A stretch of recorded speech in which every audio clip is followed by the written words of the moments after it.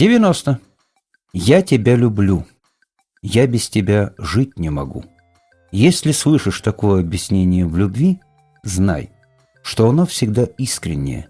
Но подумай, не любовь ли это голодного волка к ягненку? И голодный волк искренне любит ягненка, ведь он действительно обойтись без него не может. У меня есть стихотворение о такой любви. Автора не знаю и не могу получить у него разрешение на публикацию, поэтому передам только его содержание. Объяснялся в любви к капустному листу кролик, погрузив мордочку в качан капусты. В это время объяснялась в пламенной любви к кролику лиса, медленно подкрадываясь к нему. Одновременно объяснялся в любви к лисе охотник, который надеялся с помощью лисьего воротника наладить отношения со своей возлюбленной. Капустному листу все это надоело, с порывом ветра он взмыл вверх, и вся любовная цепочка быстро распалась. Итак, я тебя люблю. Я без тебя жить не могу. Если слышишь такое объяснение в любви, знай, что оно всегда искреннее. Но подумай, не любовь ли это голодного волка к ягненку? 91. Когда тебе объясняется в любви, выясни, чего от тебя хотят и в чем она будет проявляться, и ты поймешь, любовь ли это. 92. Любовь как беременность. Либо она есть, либо ее нет.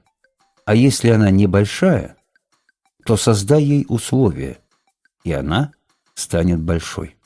93. От только что начавшейся любви так же легко избавиться, как от беременности с небольшим сроком. 94.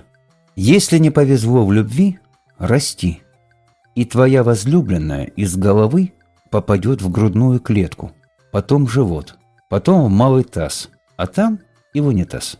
Совет тем, кто понимает, что объект любви недостоин того, чтобы по нему вздыхать, но выбросить его ни из головы, ни из сердца не удается.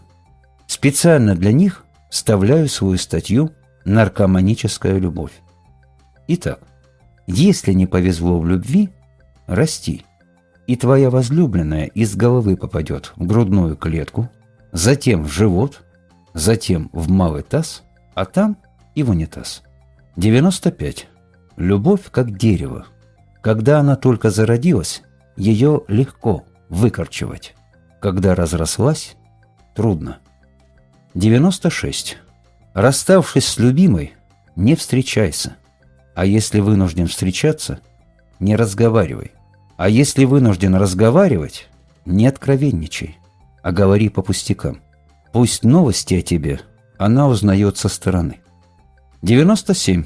Спокоен в эротической любви тот, кто имеет пирамиду любви. Пирамида любви – это женщины, которые меня любят и которых я люблю. На вершине та, с которой я имею еще и сексуальные отношения. Если та, которая на вершине, меня разлюбит, трагедии не будет, хотя и будет неприятно. Подобную пирамиду следует иметь и женщинам. Только не путайте любовь с сексом. На вершине пирамиды та женщина, которую я люблю и которая меня любит, и мы еще занимаемся сексом. Если та, что наверху, разлюбит меня, то тогда из кадрового резерва мне нужно будет подобрать одну, с которой я займусь сексом. Многие боятся потерять своего сексуального партнера и попадают в зависимость к нему. Они начинают вести себя не так, как им хочется, а так, чтобы понравиться партнеру. Поведение становится неестественным, и они теряют то, что хотели удержать. А когда человек не боится потерять, то его поведение становится естественным и спонтанным. Тогда есть больше шансов сохранить возле себя сексуального партнера. Итак, спокоен в эротической любви тот, кто имеет пирамиду любви. 98. Завоевав сексуального партнера, оставайся таким же, каким был, когда его завоевывал, а не становись таким, каков ты есть. Неосознаваемая ложь у нас распространена повсеместно. Она везде губительна, но особенно при построении любовных и семейных отношений. Мужчина и женщина в момент развития отношений стараются показать себя с наилучшей стороны, стараются показать себя даже лучше, чем на самом деле. Они понравились друг другу и решили пожениться, фактически совершенно не зная друг друга. Но на цыпочках долго не простоишь. Обман раскрывается, и наступает разочарование, которое можно спрогнозировать и, следовательно, предотвратить. Поэтому, завоевывая сексуального партнера, лучше всего быть самим собой, а не кем-то другим. И если уж хочется что-то из себя корчить, то целесообразнее представлять себя хуже, чем ты есть на самом деле. Итак, завоевав сексуального партнера, оставайся таким же, каким был, когда его завоевывал, а не становись таким, каков ты есть. 99. Не кричи на того, кого любишь. Криком любви не завоюешь, лишь ненависть получишь. 100. Когда ты кого-то или что-то пытаешься завоевать, подумай, сможешь ли удержать. Помни, сложно удержать, а не завоевать. 101. Любовь не может быть слабой. Если чувство слабое, значит, это не любовь. 102. Это на солнце могут быть пятна, но не на любимом или любимой. Здесь особенности. Когда проходит любовь, особенности становятся недостатками.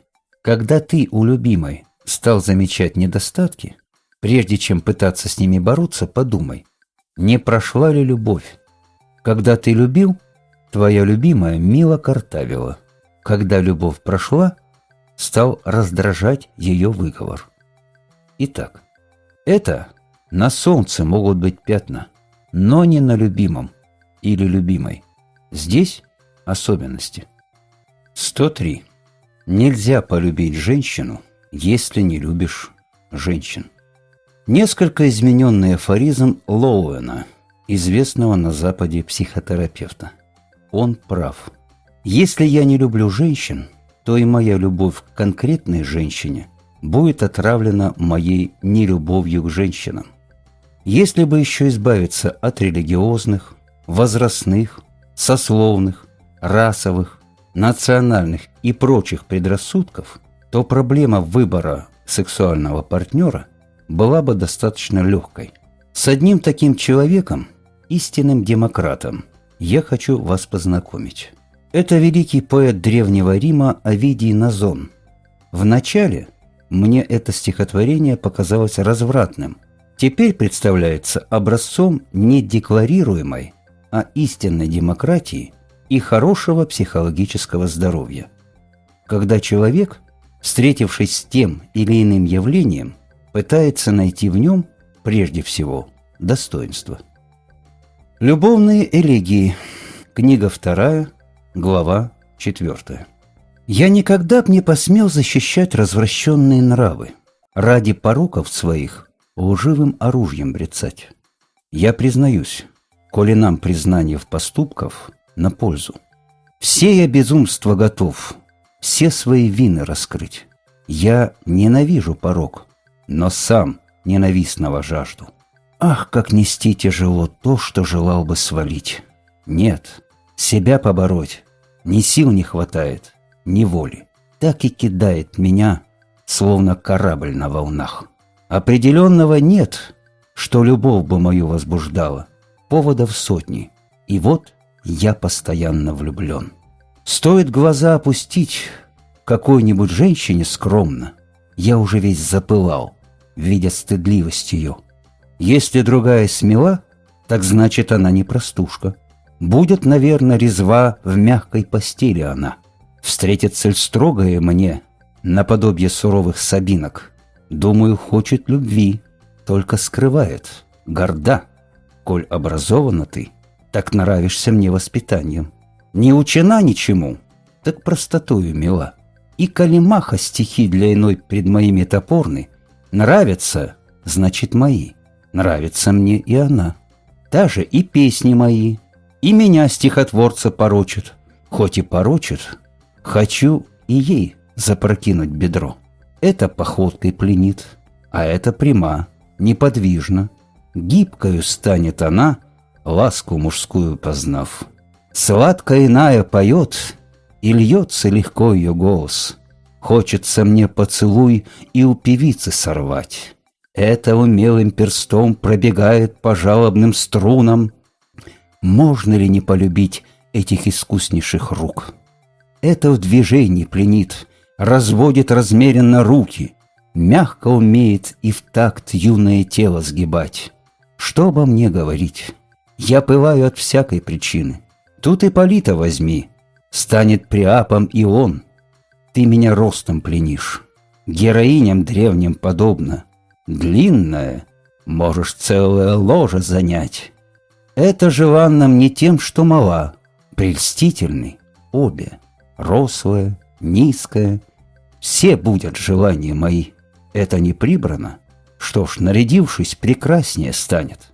Та разодета вполне может себя показать. Белая нравится мне, золотистая нравится кожа, смуглой Венерой и той увлекаюсь подчас. Темных ли пряди кудрей к белоснежной шее прильнули, славою Леды черных волос красота. Светлые они, но шафраном кудрей Аврора прельщает. В мифах всегда для меня нужный найдется пример. Юный я возраст ценю, но тронут и более зрелым. Эта красою милей, та подкупает умом. Словом, какую не взять из женщин, хвалимых в столице, все привлекают меня, всех я добиться хочу. Зря казнить себя Овидий. Если бы мы все были такие, может быть, семьи были бы прочнее. Думаю, что не он бросал женщин, а они его бросали по бедности его. Это видно из его творчества. А с такой психологией он быстро влюблялся в другую. Послушайте еще рассказ одного из моих подопечных. Когда я избавился от скверны патриархата, национальных и сословных предрассудков и полюбил женщин, то жена моя стала значительно лучше в моих глазах. Я в полном объеме оценил всю ее душевную красоту и искренность. Заметил, что она многое делает лучше, чем я. Понял, что она была и есть опора нашей семьи. Даже ее комплименты в мой адрес и восхищение мною стали более ценными для меня. Ведь они идут от человека, мнение которого многого стоит. Да она уже и имеет от меня все, что я могу дать. Да и к замечаниям я стал внимательнее прислушиваться. Моей жене этот афоризм и стихи Овидия не понравились. А зря. Если бы я не жил по этому принципу, то, может быть, сейчас полюбил бы более молодую и более высокую. А сейчас она мне нравится своим зрелым возрастом и небольшим ростом, ну и всем остальным, что в ней есть. Итак, нельзя полюбить женщину, если не любишь женщин. 104. Добивайся только королевы. Она, конечно, может отказать, но откажет королева. Но ведь и не королева может отказать. 105. Наука любви нужна, когда нет любви. 106. Женщинам, воюющим за мужчину. Кто тянет на себя, тот проигрывает. 107. Женщинам, воюющим за мужчину. Зачем вам нужен этот дурак? Неужели ему непонятно, что вы лучше всех? 108. Любовь не имеет эпитетов. Очень важное положение. Любой эпитет показывает, что этого качества в чувствах вашего партнера к вам нет. Проверьте. Сильная любовь. А разве любовь бывает слабой? Искренняя любовь. А разве любовь может быть неискренней? Настоящая любовь. А разве бывает не настоящая любовь? Поэтому, если к словам «я тебя люблю» добавляется еще что-то, то можно сомневаться, а любовь ли это, если к этому чувству необходима еще какая-то приправа. Тогда все вместе сойдет за любовь. Плохо то мясо, которое нельзя есть без гарнира. Итак, любовь не имеет эпитетов. 109. Если вам ваш сексуальный партнер запрещает учиться, значит, он вас не любит. 110. У любви нет проблемы выбора. 110а. Тот, кто в тебе нуждается и без тебя не может обойтись, тот тебя не любит. Его к тебе влечет нужда, но влечение его к тебе искреннее и более сильное, чем любовь. 110б. Тот, кто без тебя может обойтись и тем не менее хочет быть с тобой, не исключено, что он тебя любит. 111. Когда речь идет о любви, помни, что ошибку тебе простят, а медлительность нет. 112. Не думайте о партнере, а думайте о себе. Партнер от этого только выиграет. Годится не только для дела любви, но и для дела. Я врач, но когда я лечу больного, я думаю только о себе. Я заранее предупреждаю пациента, что я не Бог, но я постараюсь сделать все, что смогу для его выздоровления. Ведь не все зависит от меня. Многое зависит от материальных условий отделения, а еще больше, особенно при лечении неврозов, от самого больного. И если он не будет способствовать своему выздоровлению, то никакие мои усилия не помогут.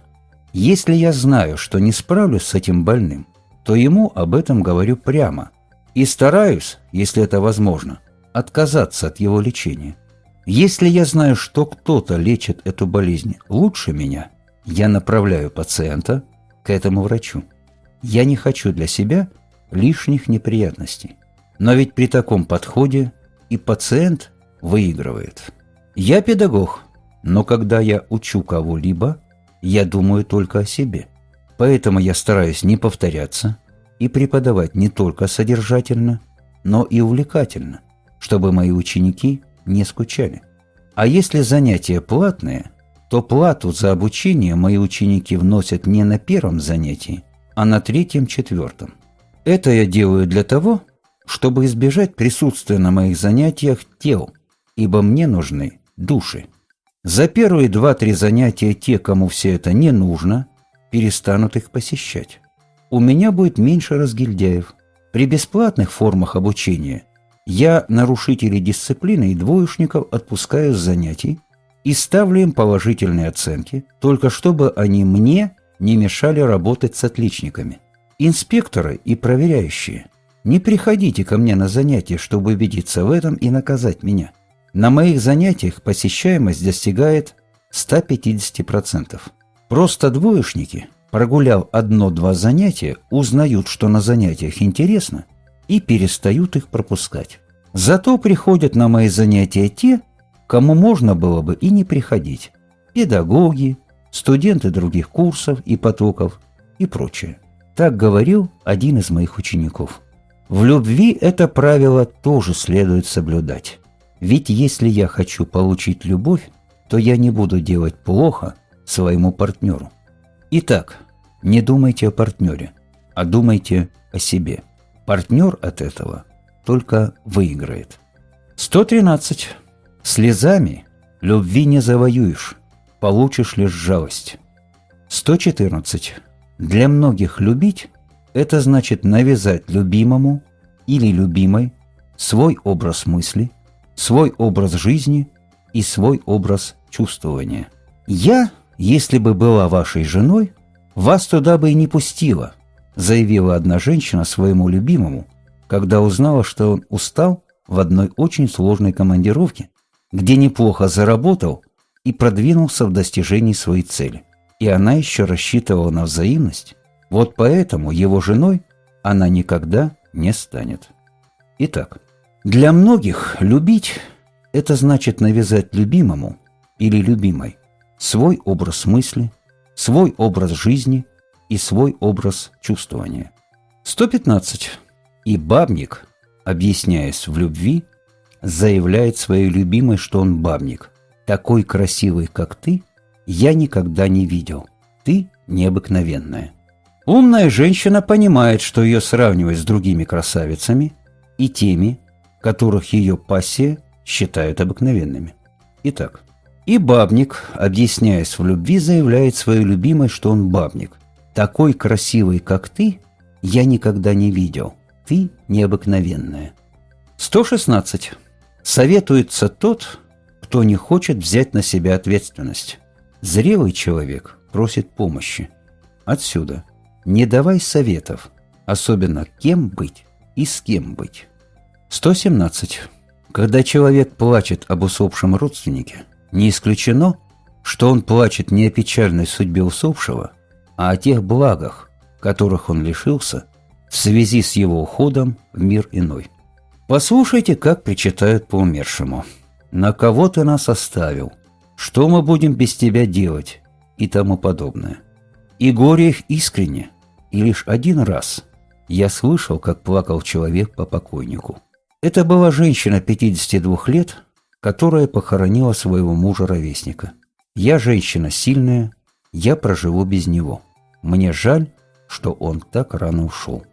Кстати, прожили они жизнь хорошо. Там, где совместная жизнь с покойником была плохая, слез больше. Не муки ли совести изливаются слезами? Может быть, по покойнику плачут и чаще, но я ведь больше общаюсь с людьми невротичными. Итак, когда человек плачет об усопшем, не исключено, что он плачет не о печальной судьбе усопшего родственника, а о тех благах, которых он лишился в связи с уходом его в мир иной. 118. Послушай, как человек других ругает. Это он дает себе характеристику. Если человек назвал меня глупцом, то он, безусловно, прав в том, что он глупец. Что касается меня, то это еще необходимо исследовать. Может быть, он и прав, но в отношении него сомнений нет. Если я на самом деле умный, а он назвал меня глупцом, то кто он? А если я дурак, то он дурак вдвойне, так как глупо связываться с дураком. В психологии существует неписанное правило, которое гласит: психолог никогда не ошибается, но если то, что он приписал обследуемому, неверно, то оно верно по отношению к самому психологу. Правило может помочь во многих случаях. Как-то я сказал своему знакомому еще в годы застоя о том, что у меня скоро должны выйти 2 книги. Он меня предупредил: смотри, никому не говори, а то напишут анонимку. Что он сказал о себе? Я не могу утверждать, что он в своей жизни писал анонимки, но уверен, что мысли такие у него возникали. Итак, послушай, как человек других ругает. Это он дает себе характеристику. 119. Дай мне совет, и я узнаю, кто ты. Привожу рассказ одного моего подопечного. У меня были неприятности с начальством. Я стал советоваться с друзьями. И вот какие советы мне дали. Выступи открыто на собрании и скажи все начальству при всех. Подойди к вышестоящему начальнику и подай жалобу.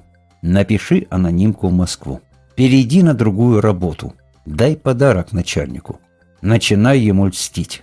Но ни один из этих приемов для меня не подходил. Ругаться в открытую не хватало эмоциональных сил, да и страшновато было. Писать анонимки и давать взятки было страшно. Льстить противно. Я воспользовался приемами психологического айкидо. Мне удалось наладить отношения с начальством без лести, подарков, анонимок, и не пришлось увольняться с работы.